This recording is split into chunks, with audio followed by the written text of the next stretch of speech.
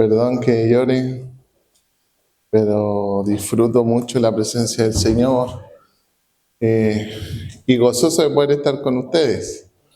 Agradecer al pastor Ricardo, al presbiterio que nos invitan para ser parte de la edificación de su iglesia.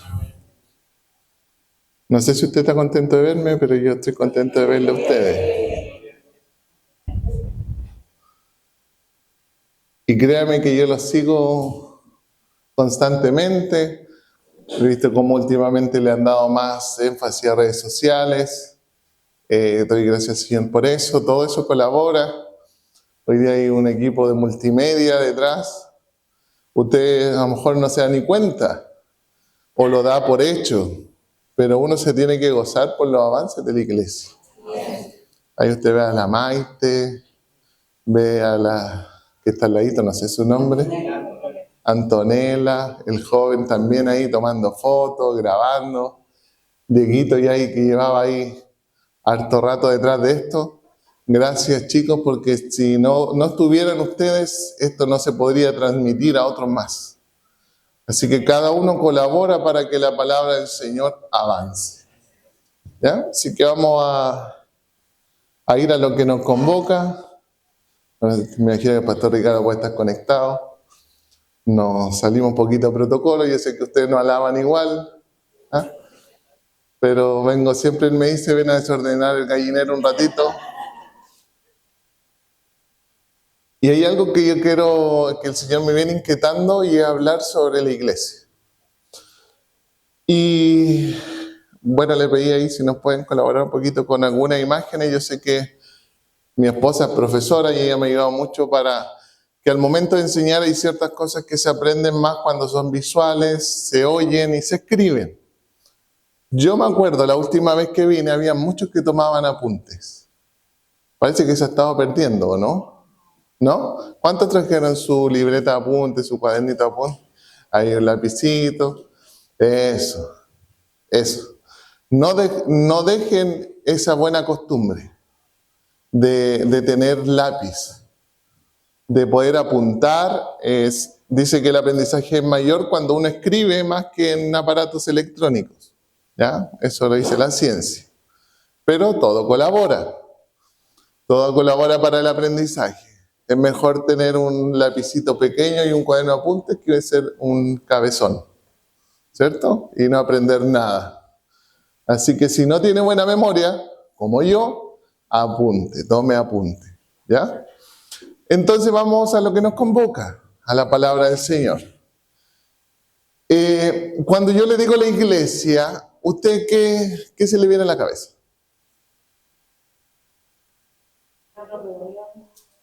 ¿Los hermanos reunidos? La casa de Dios. La casa de Dios, los hermanos reunidos. ¿Qué más sale por ahí? Cuando usted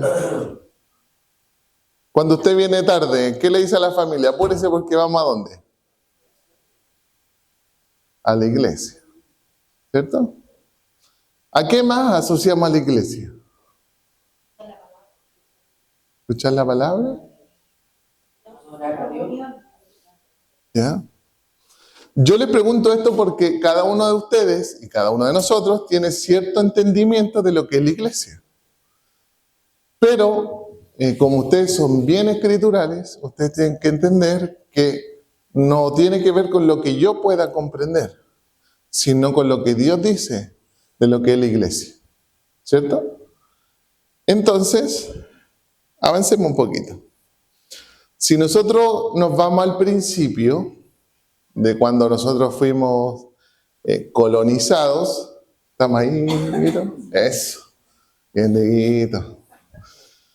Cuando nosotros fuimos colonizados, hablamos del 1540, ¿ya? Cuando entre comillas, se descubrió América por los españoles y se empezaron a traer edificaciones, ¿cierto? Se empezaron a construir, ¿qué? Iglesias, ¿cierto?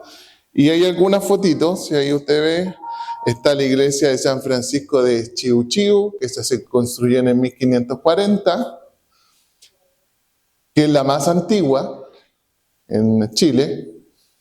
Usted puede conocer también la iglesia de San Francisco de Asís, que es del 1613. Está también la iglesia de San Agustín, del 1608. Entonces, por mucho tiempo se entendió que una edificación, una construcción, unos ladrillos o adobe era iglesia. Nada más lejano que eso. Porque no tiene que ver con un edificio, no tiene que ver con una edificación. ¿Ya? ¿Me va siguiendo hasta ahí? Gloria a Dios. Después, con el transcurrir de los años, empezó también a llegar el Evangelio a nuestra nación, desde otros países. Y empezó a llegar términos que usted debe conocer. A uno de ustedes creo que les pega. Es la iglesia luterana, la iglesia bautista, la iglesia metodista o iglesia presbiteriana, ¿cierto? Eso tiene que ver con doctrinas, con ciertos dogmas, pero que no tiene que ver necesariamente con lo que es la iglesia. Entonces, era muy común, yo creo que hasta hoy en día, ¿de qué iglesia eres? ¿Has escuchado esa frase? ¿Cómo de qué iglesia es? Entonces ahí tratamos como de definirnos, no, soy metodista, presbiteriano ecuménico, y empezamos a mezclar cosas, términos, que tienen que ver con un dogma o con una doctrina. Pero le quiero decir que eso no es la iglesia. ¿Ya? Dos términos que tenemos que ir sacándonos. ¿Se acuerda cuál es el primero? ¿Cuál? Las edificaciones, ¿cierto? Y el segundo, el que vemos que son los nombres que el hombre le pone a unas doctrinas. ¿Ya? Incluso más si nosotros nos vamos al siglo actual, usted escuchó la iglesia de Jesucristo de los santos de los últimos días. ¿Sí? ¿Qué iglesia es esa? La mormona. También está la iglesia universal del reino de Dios. ¿La conoce? Ese es Pare de Sufrir. ¿Se recuerdan? Que eran unos brasileros que decían Pare de Sufrir. Eso antes estaba muy en televisión y aún sigue. Y hoy día existen muchos nombres que tratan de determinar la iglesia. Ustedes son comunidades, ¿cierto? Que trata de definir lo que es una congregación. Nosotros somos Salvos por Gracia, Pastor Fernando Hechos 29. Entonces, eso no define lo que es la iglesia y trae confusión. No podemos comprender con claridad lo que de verdad Dios quiso decir con la iglesia. Y es necesario que podamos comprenderlo juntos, para que cuando hablemos de la iglesia, hablemos lo mismo. Por eso el apóstol Pablo es tan enfático en esto al decir, al escribir sus cartas y empieza a hablar sobre la iglesia. Porque era algo que no se tenía entendimiento en aquel tiempo, pero Pablo es particular que él lo diga, y ahí lo vamos a ir viendo, porque Pablo fue un perseguidor de ella. Y tiene que tener un encuentro con la iglesia para cambiar. En un principio fue Saulo de Tarso, ¿recuerdan? Perseguidor de la iglesia. Una vez que se encuentra con la iglesia, se vuelve Pablo. Ahí vamos a ir desarrollando este entendimiento. ¿Ya? ¿Vamos bien hasta ahí? Amén. Si nosotros nos vamos al hebreo, al griego, usted va a ver varios términos para definir la iglesia. En hebreo hay uno que dice cajal, que ahí va a aparecer escrito, o en griego es eclesia, que es un poco lo que decía mi hermanita que está acá adelante, que es cuando nos reunimos todos, ¿cierto? Eso me dijo mi hermana. Que si usted se va a la definición, usted dice, no, la iglesia es la reunión de todos los santos. Pero no es eso la iglesia, necesariamente. ¿Ya? Va un poco más allá. Y vamos a ir un poquito más allá. ¿Ya?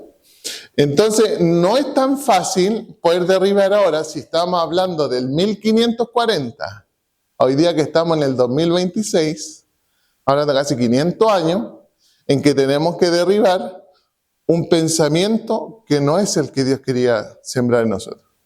Entonces, cuando tratamos de derribar estos pensamientos que vienen a nosotros, se levantan como una estructura que viene a poner oposición a la verdad del Señor. Pero oramos para que el Espíritu del Señor derribe toda cosa que no es lo que Dios quiso decir de su iglesia. Amén. Le invito a que abra su Biblia, porque si no ha abierto la Biblia, sería un hereje. Mateo 16, verso 13 al 19. Creo que también están ahí en las diapositivas para que usted lo pueda leer conmigo. Esto es cuando Jesús está con sus discípulos y les pregunta, ¿quién dicen que soy yo? ¿Recuerdan esa frase? Jesús le pregunta a sus discípulos, ¿quién dicen ustedes que soy yo? O en algún minuto le pregunta a la gente, ¿y qué dice la gente que soy yo? Y esta es la conversación que tiene. Viniendo Jesús a la región de Cerecea de Filipo, preguntó a sus discípulos diciendo, ¿quién dicen los hombres que es el Hijo del Hombre? Ellos dijeron, unos Juan el Bautista, otros Elías, otros Jeremías, o alguno de los profetas. Y él le dijo, ¿y vosotros? ¿Quién decís que soy yo? O sea, una cosa es lo que dicen afuera, otra cosa es lo que dicen ustedes. Respondiendo Simón Pedro, el aventajado del grupo, tú eres el Cristo, el Hijo del Dios viviente. Entonces respondió Jesús, le dice, bienaventurado eres Simón, hijo de Jonás, porque no te lo reveló carne ni sangre, sino mi Padre que está en los cielos, y yo también te digo que tú eres Pedro, y sobre esta roca edificaré mi iglesia. Aquí empieza a salir el fundamento de todo. Por eso cito esta parte. No es que sobre Pedro iba a edificar su iglesia. De hecho, la Iglesia Católica se adjudica esto, que Pedro es el primero de los apóstoles de la edificación de la Iglesia Católica. Como no me acuerdo el término que ocupan ellos. Pero no tiene que ver con la figura de Pedro. Tiene que ver con la revelación que Pedro dio. Porque él dice, tú eres el Cristo, el Hijo del Dios viviente. Y sobre esa revelación, que tú eres Cristo, yo voy a edificar mi iglesia. Porque la roca no era Pedro. Ustedes saben el conducir de Pedro. Usted sabe que le negó. Entonces, él no fue la roca firme, sino que fue Cristo, que es la roca que vio el profeta Daniel cuando derribó la estatua de Nabucodonosor. Es Cristo la roca sobre la cual se edifica la iglesia. De hecho, la escuelita dominical por mucho tiempo cantaba, es Cristo la roca, el arca de mi fe, el ancla de mi fe. Entonces tenemos que comprender que esta revelación del Cristo es el cimiento de la iglesia. Aquí parte donde se va a construir la edificación de su iglesia. Entonces, volviendo un poquito al anterior, no tiene que ver con edificio, no tiene que ver con nombre, no tiene que ver con que nos reunamos. Tiene que ver con que se nos revele quién es su iglesia. ¿Ya? ¿Me sigue hasta ahí? Vamos. Y dice, y la puerta del Hades no prevalecerá contra ella, y a ti te daré las llaves del reino de los cielos, y todo lo que atare en la tierra será atado a los cielos, y todo lo que desatare en la tierra será desatado en los cielos. ¿Ya? Vámonos a Hechos capítulo 8 del 1 al 3. Hechos 8 del 1 al 3. ¿Los molesto con un vasito de agua, por favor? Aquí vemos a Saulo. Y dice, y Saulo consentía en su muerte, hablando de Esteban, en aquel día hubo una gran persecución, ¿contra quién? contra la iglesia. ¿Ya? Se estaba persiguiendo a la iglesia. Ojo con ese detalle porque vamos a ver después qué es lo que pasa. Que estaba en Jerusalén y todos fueron esparcidos por la tierra de Judea, de Samaria, salvo los apóstoles, y hombres piadosos llevaron a enterrar a Esteban e hicieron gran llanto sobre él. Y Saulo asolaba ¿a quién? A la iglesia. Y entrando casa por casa, arrastraba a hombres y mujeres y lo entregaba en la cárcel. Yo quiero que usted vea esta imagen de alguien con los atributos para entrar a un domicilio, entrar y sacarlo a la fuerza, porque no era con buenas palabras, sino forzado a salir, para ser presentado delante de un consejo para ser juzgado, asesinado, apiedrado, que era lo que se estilaba en ese tiempo. Entonces Saulo hacía eso. Era participante de aquello. De hecho, aquí Esteban, cuando lo matan, él tiene en sus manos la ropa de Esteban. Cuando lo apedrean y lo matan, el primer mártir del Evangelio. Entonces, vemos cómo Pablo persigue y asolaba a la iglesia de manera impetuosa. Pablo era muy intenso. Y no cambió cuando conoció al Señor. Con mucho ímpetu, con mucho ahínco, con mucha fuerza perseguía a la iglesia, porque él creía que lo que ellos creían era errado, que no estaban bien, ni Pedro, ni Lucas, ni Juan, que todos ellos eran herejes, que eran gente que creía una doctrina que no era de Dios. En su doctrina, que él fue criado por Gamaliel, él aprendió la escritura, aprendió la Torá, él sabía todo lo que los judíos en aquel tiempo debían saber. El mismo Pablo se dice, yo era fariseo entre fariseos, o sea, sabía mucha escritura. Pero al saberla tanto, no pudo ver que cuando vino Cristo era la revelación de lo que él estaba estudiando. ¿Me sigue? ¿Sí? No se me pierda. Vámonos al capítulo de al lado. Hechos 9.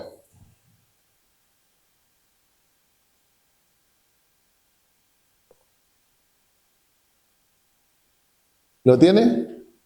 Dígame amén. Eso, que no se me quede dormido. Dice 9:1. Saulo, respirando aún amenazas de muerte contra los discípulos del Señor, vino el sumo sacerdote y le pidió cartas para las sinagogas de Damasco, a fin de que se hallase algunos hombres o mujeres de este camino. ¿Se da cuenta que ese camino está con mayúscula? Cuando usted ve una mayúscula ahí en la Biblia, está hablando de los del camino del Señor, de los creyentes. ¿Ya? De hecho, dice, y los trajese presos a Jerusalén, mas yendo por el camino, ¿se da cuenta que esa es con minúscula? Está hablando del terreno, de la calle, para nosotros. Entonces, ¿qué fue lo que hizo? Buscó cartas para poder perseguir a la iglesia que estaba en Damasco. Aquí habla de hombres y mujeres. Eso es lo que él veía. Entonces, cuando va a Damasco, dice, repentinamente le rodeó un resplandor de luz del cielo. Y cayendo en tierra, oyó una voz que le decía, Saulo, Saulo, ¿por qué me persigues? Y dijo, ¿quién eres, Señor? Y él le dijo, yo soy Jesús, a quien tú persigues. Detengamos ahí. Saulo, ¿a quién perseguía? ¿Cierto? ¿Y quién le salió? Y Jesús le dice, ¿por qué me persigues? Aquí podemos ver quién es la iglesia. Es Jesús. La iglesia es Cristo. No hay otra realidad más que esa. Cuando Saulo empieza a perseguir, por decir aquí a los nombres, a Lalito, a mi hermana Jacqueline, a Carlito, para hacerlo más contemporáneo, sale Jesús en defensa de ellos y le dice, ¿por qué me estás persiguiendo? Porque en ese instante ya Pedro, Juan, Lucas ya no eran ellos. Ya ellos expresaban a Cristo en ellos. Entonces, imagínense, era de día cuando él iba. Y le viene una luz y un resplandor que lo dejó ciego. Imagínense, más fuerte que la luz del sol. En ámbitos naturales. Le viene este resplandor. Ojo que no dice que se cayó el caballo, ¿eh? Bueno, no está escrito. Entonces este resplandor viene y lo deja ciego. Inmediatamente le quita un sentido, porque por sus ojos estaba guiando Pablo. No estaba guiado por el Espíritu, estaba guiado por sus ojos. Y el Señor lo primero que le quita la vista. Y ahí queda sin poder hacer nada. Imagínense a alguien que queda ciego de un minuto a otro.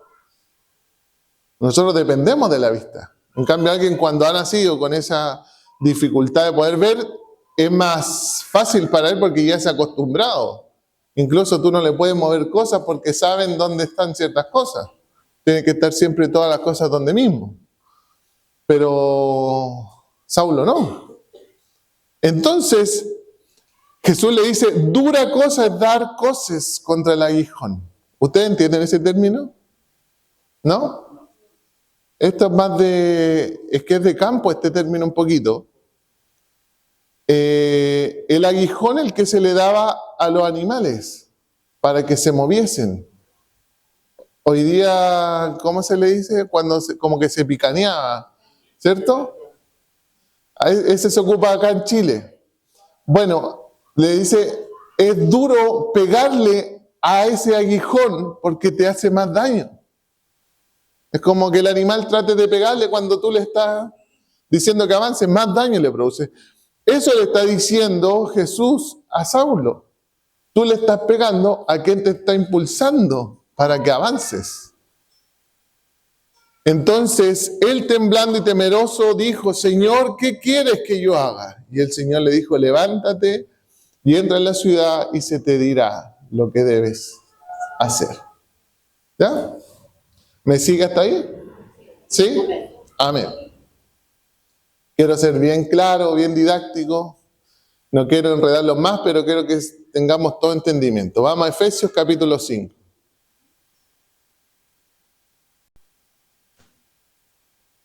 Aquí vamos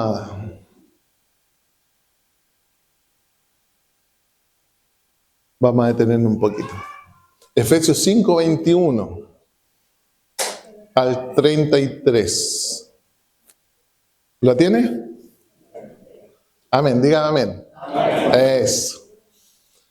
Dice, someteos unos a otros en el temor de Dios. ¿Escuchó? Esto es la instrucción para la iglesia. No la estoy arreglando yo. Las casadas, ¿hay alguna casada? ¿Amén? No quieren decir amén, ¿eh? Las casadas estén sujetas a sus propios maridos, ¿como a qué? Como el Señor. Ojo, ¿eh? Que el Señor le hable. No voy a andar ahí, no es el mensaje de hoy. Porque el marido es cabeza de la mujer. ¿Ya? Y aquí Pablo está dando toda una estructura de cuerpo. ¿Ya? No nos perdamos de vista, no se vean codazos, por favor. ¿Ya? Él hace todo nuevo, no se preocupen.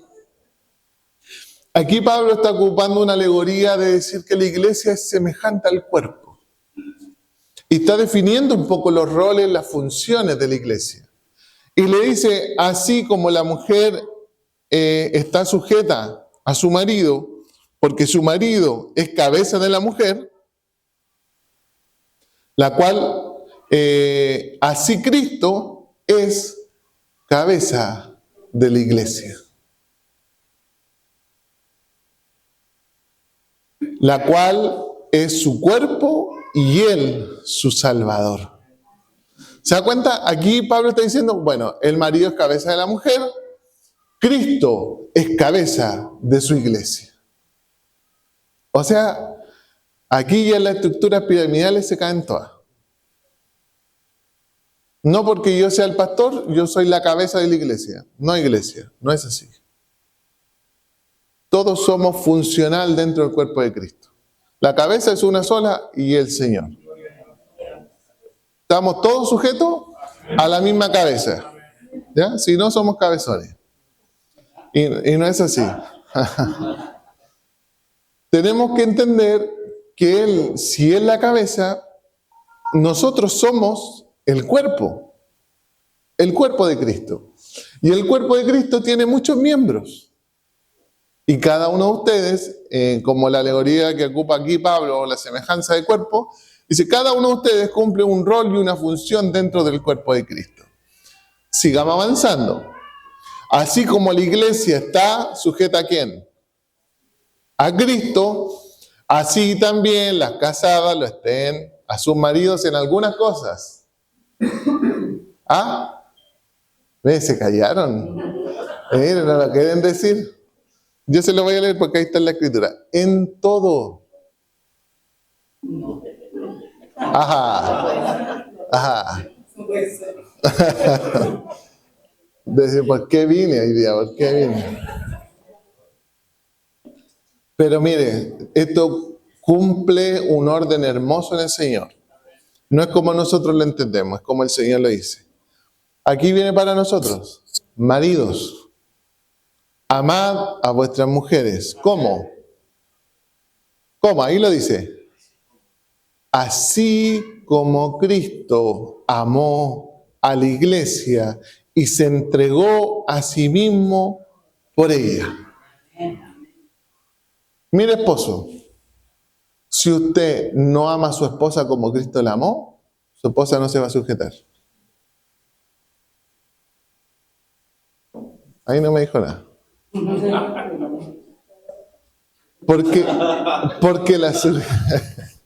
Porque la sujeción en el Señor es en amor, no es forzado. Yo no puedo forzar a mi esposa a que se sujete, ni viceversa. Si yo amo al Señor, por naturaleza nos vamos a sujetar. Porque no es que el marido queda suelto, no. El marido está sujeto ¿a quién? Al Señor, a Cristo. Y claro, la esposa se sujeta a su esposo. ¿Pero por qué? Porque estamos todos sujetos.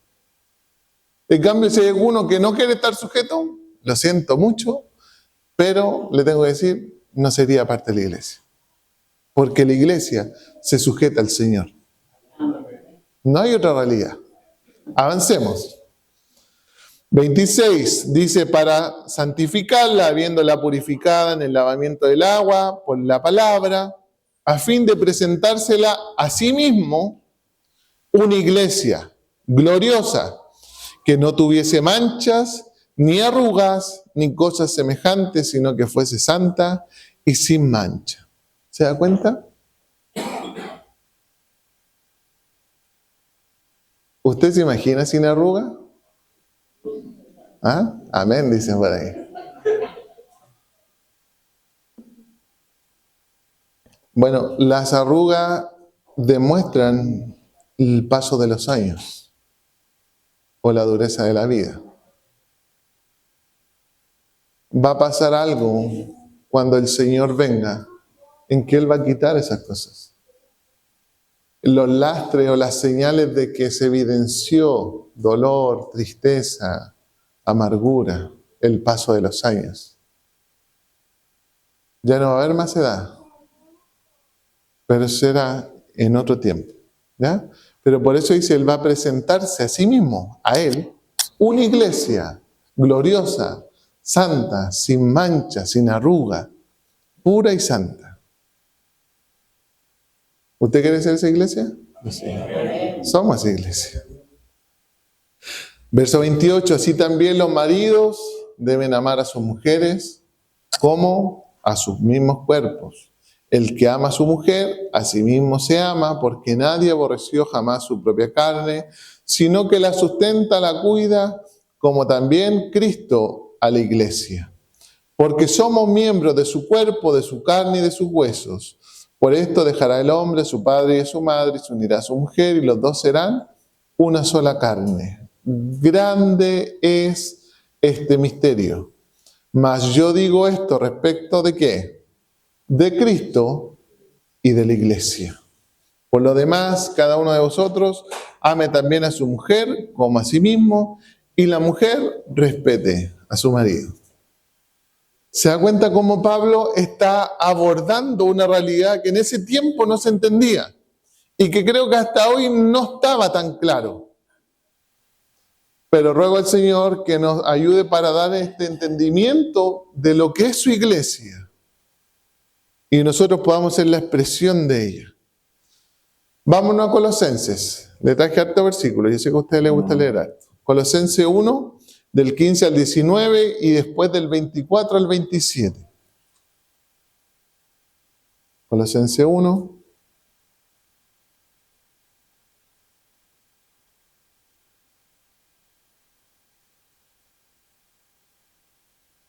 ¿Lo tiene? Amén. Verso 15. Él es la imagen del Dios invisible, el primogénito de toda creación, porque en Él fueron creadas todas las cosas, las que hay en los cielos, en la tierra, visibles e invisibles, sean tronos, sean dominios, sean principados, sean potestades. Todo fue creado por medio de Él y para Él, y Él es antes de todas las cosas, y todas las cosas en Él subsisten. Y Él es la cabeza del cuerpo, que es la iglesia. Él es el principio, el primogénito entre los muertos, para que en todo tenga la preeminencia, por cuanto agradó al Padre, que en Él habitase toda plenitud, y por medio de Él reconciliar consigo todas las cosas, así que las que están en la tierra como las que están en los cielos, haciendo la paz mediante la sangre de su cruz. 24. Ahora me gozo en lo que padezco. ¿Por quién? ¿Lo tienen ahí? ¿Por quién padece Pablo? ¿Está ahí? Verso 24, ¿lo tienen o no? Ahora sí. Vamos, Dieguito. Ahora me gozo en lo que padezco. ¿Por quién? Por vosotros. Por todos nosotros. Y cumplo en mi carne lo que falta de las aflicciones de Cristo por su cuerpo, que es la iglesia. ¿Se da cuenta de lo que Pablo está diciendo aquí? Pablo está diciendo lo que yo hoy estoy sufriendo, lo estoy sufriendo por ustedes. Pero no me quejo de eso, porque entiendo que es para que la iglesia sea perfecta. Cuando alguien ve el propósito de la iglesia, lo demás pierde valor. Pierde valor. Lo temporal para Pablo no significaba nada. 40 azotes menos uno, no importa. Que me muerda serpiente, no importa. Que esté en cárcel, no importa. ¿Por qué? Porque él entendía quién era la iglesia y dónde él estaba. Entonces lo demás pierde valor. Yo creo que es necesario que se devalúen algunas cosas que le hemos dado mucho valor. Así como cuando vamos al supermercado bajan los precios. Eso no pasa, ¿cierto? No, pero hay cosas que deben bajar valor. Todo lo temporal que ven nuestros ojos no tiene valor. ¿Usted me dice que sí? ¿No? Cuando se muera, ¿qué se va a llevar? Ahí es el valor que tiene. Nada. Todo lo que ven sus ojos, mi hermano, no tiene ningún valor. El mayor valor es la vida eterna. Es dónde vamos a ir. Entonces, cuando nosotros encontramos valor en lo verdadero, en lo eterno, todo el resto de lo natural pierde valor. Disculpe, a lo mejor voy a ser duro. Si usted perdió su matrimonio, pierda valor. Pierda valor. Disculpe que lo diga así, pero no se enrosque en eso. De vuelta a la página y fíjese en lo eterno. Si perdió un familiar, de vuelta a la página. Mire lo eterno. Si perdió el trabajo, de vuelta a la página. Vea lo eterno. Porque si empieza a ver las cosas naturales, cada una de esas cosas te va a detener. ¿Me escuchó? ¿Cuántos han perdido trabajo alguna vez? ¿Cierto? ¿No han despedido alguna vez? Sí, no han despedido. ¿Y qué pensamos? Se nos va a acabar el mundo, que cómo le vamos a hacer, ¿cierto? ¿Y qué pasa? Encontramos pega al tiempo después. ¿Por qué vamos a perderle tiempo a esas cosas? Si él mismo lo acabamos de leer, él es quien sustenta a su iglesia. Si usted cree eso, usted va a estar tranquilo.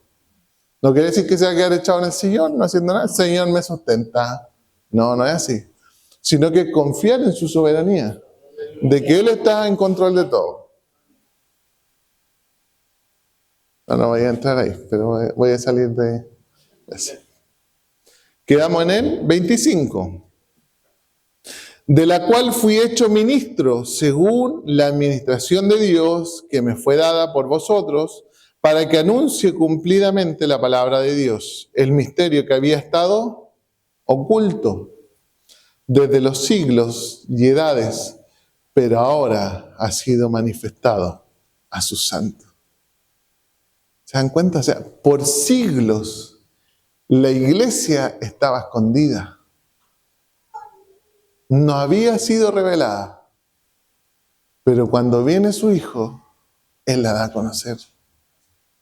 Y dice, esto es lo que mi Padre guardó desde el principio de la creación. Nadie sabía de esto, solo mi papá. Y yo iba a tener una iglesia, una novia, una amada. Y que yo mismo voy a pagar por ella. A un alto precio. Usted se da cuenta que si usted lee la Escritura y ve que en los cielos dice que la calle es como de oro, el mar de cristal, las puertas de perla. Usted ve la Nueva Jerusalén, todas con piedras preciosas, con esmeralda, con ágape, con distintas piedras.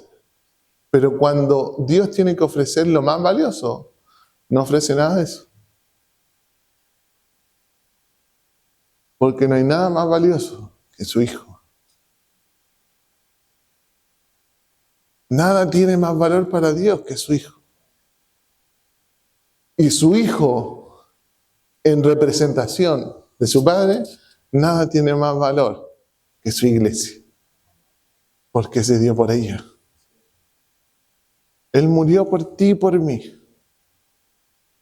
Por eso, que podamos comprender lo que es la iglesia, es un secreto que se escondió por muchos siglos. En que el enemigo ha tratado de seguir manteniéndolo oculto, pero gloria a Dios que ha sido revelada para nosotros. Verso 27 dice, y ya estoy terminando. A quienes Dios quiso dar a conocer las riquezas de la gloria de este misterio entre los gentiles, que somos nosotros, que es Cristo en vosotros, la esperanza de gloria. Oh, qué hermoso. Qué hermosa frase, porque dice, es Cristo en ti, es Cristo en vosotros, porque por muchos siglos fue fuera. Por eso usted va a oír Jehová Jireh, Jehová Rafa, Jehová Sidkenu, frases que a lo mejor usted ha escuchado alguna vez, ¿cierto? Hasta almacenes tenemos. Jireh, ¿cierto? Negocio, Jehová proveerá. Jehová es mi provisión. Proveerá fuera, ya fue. Hoy día dice que es Cristo en nosotros. ¿Se da cuenta? Dios sacó lo más santo del cielo y lo puso en cada uno de nosotros. Por eso que puso una eternidad entre nosotros, que es su Hijo. Entonces, Dieguito, la última imagen. La iglesia no la vamos a definir nosotros, iglesia. La iglesia tiene un diseño eterno, un diseño celestial, un diseño que Dios le dio. Y la iglesia es Cristo. Y es Cristo en nosotros. Si Él está en nosotros, iglesia, no nos falta nada. No nos falta nada. Somos su expresión, somos su cuerpo, somos todo. Entonces hay palabras que vamos a tener que ir sacando. Y ruega al Señor que las vamos sacando para que no tengamos confusión. Ya no vamos a la iglesia. Vamos a congregarnos. Vamos a una reunión con los santos. Porque entendemos que cada uno de nosotros es su iglesia. No el edificio. No es la comunidad de gracia. Es su iglesia. Porque la iglesia es global. La iglesia es del mundo. Desde el rincón más escondido hasta nuestra nación es parte de su iglesia. ¿Usted es su iglesia? Alguien pagó el precio para que tú lo seas. Entonces te invito a que te pongas en pie.